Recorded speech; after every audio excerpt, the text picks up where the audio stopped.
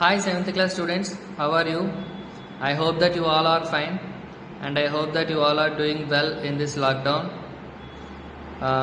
In physics, we already completed one lesson, heat. You already wrote exam on it. Now we are going to start another lesson, motion and time. In your 6th class, you already studied about different types of motion. Some of them are translatory motion, rotatory motion, oscillatory motion, vibratory motion. What is translatory motion? If all the particles of a body move the same distance in the same time, then it is called translatory motion. Rectilinear motion and curvilinear motion will come under translatory motion. What is rectilinear motion? All the particles, the body should move in a straight line and all the particles of that body should also move the same distance in the same time along with the body. Then the body is said to be in rectilinear motion. The body should travel in a straight line and all the particles of the body should also move in a straight line and should also move to the same distance in the given time. Then it is called a rectilinear motion.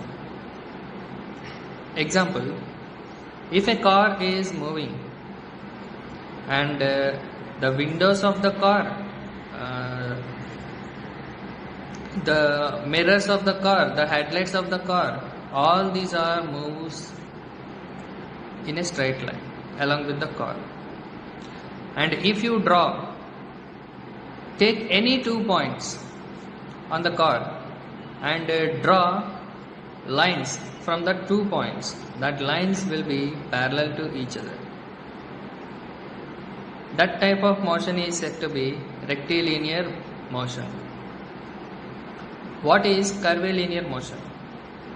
Curvilinear motion will also comes under translatory motion.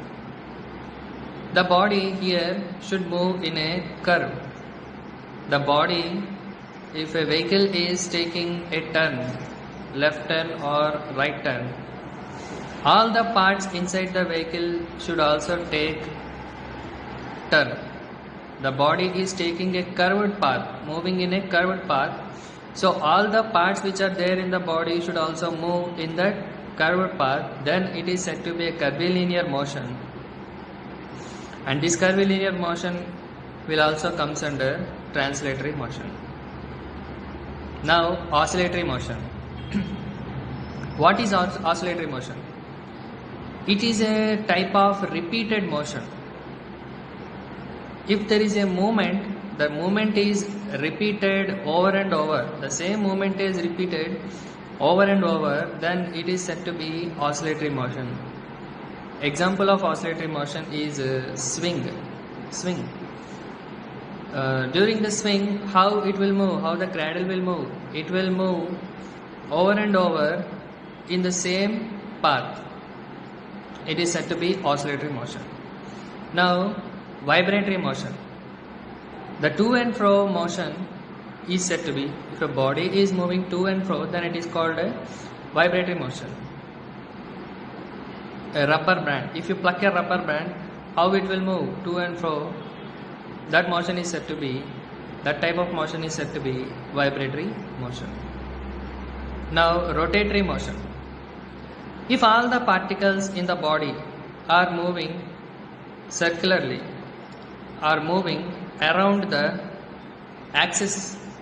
Axis means the point where all the body is rotating, the point where all the body is concentrated on rotating, that is called axis.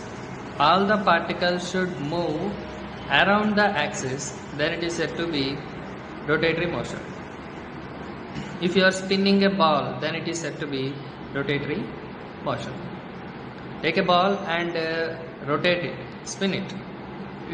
The spinning of ball on the ground is an example of rotatory motion. Now circulatory motion. If a body is traveling in a circle, for example, take some handkerchief and tie something to one end of the handkerchief, you hold the other end and rotate it. Then the particle or the thing which is tied to the other end of the handkerchief will be in circulatory motion. That means the body is circulating around one point, then it is said to be a circulatory motion. Now in this lesson you will learn some more about the types of motion.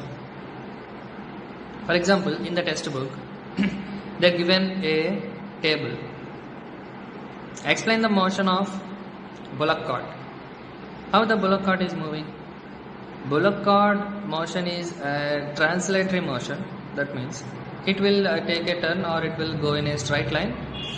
All the parts of the bullock cart will also take a turn or they will go in a straight line. So motion of bullock cart comes under translatory motion. But how the wheels of the bullock cart is moving? Wheels of the bullock cart are rotating around the axis. So bullock cart motion comes under translatory motion and wheels of the bullock cart comes under rotatory motion. Soldiers in the march past, what type of motion it is? It is a translatory motion. If you consider soldiers are like particles, and how the soldiers are moving, all the soldiers will move to the same distance in a same time. So we can call the soldiers in the march past as a translatory motion. How the hands of the athlete moves? Hands of the athlete moves like oscillatory motion. If the athlete is running, the hands are moving like the hands are oscillating. Repeatedly, the movement of hand will be repeated over and over. Then it is called an oscillatory motion. Pedaling a cycle. If we are pedaling a cycle, the pedals will come under rotatory motion. The pedals will rotate through the axis. The axis is the where the axis of rotation. The axis of rotation will be in the middle of the crank. And all the pedals, all the particles in the pedals will rotate around the axis. So we will call it as a rotatory motion. Simple pendulum. How the simple pendulum is moving? The simple pendulum is moving from left side to right side. It is like a swing. So we can call it as a oscillatory motion. Repeatedly, the movement of simple pendulum is repeated over and over from this side to that side. Then we can call it as oscillatory motion. So in this video, we learned about different types of motion. Translatory motion, rectilinear motion, curvilinear motion. Rectilinear motion and curvilinear motion will come under translatory motion. And other than this, oscillatory motion, rotatory motion, circulatory motion and vibratory motion. We all learned definitions and examples of this. Now I am giving you a homework. You should write the definition for periodic motion. Thank you.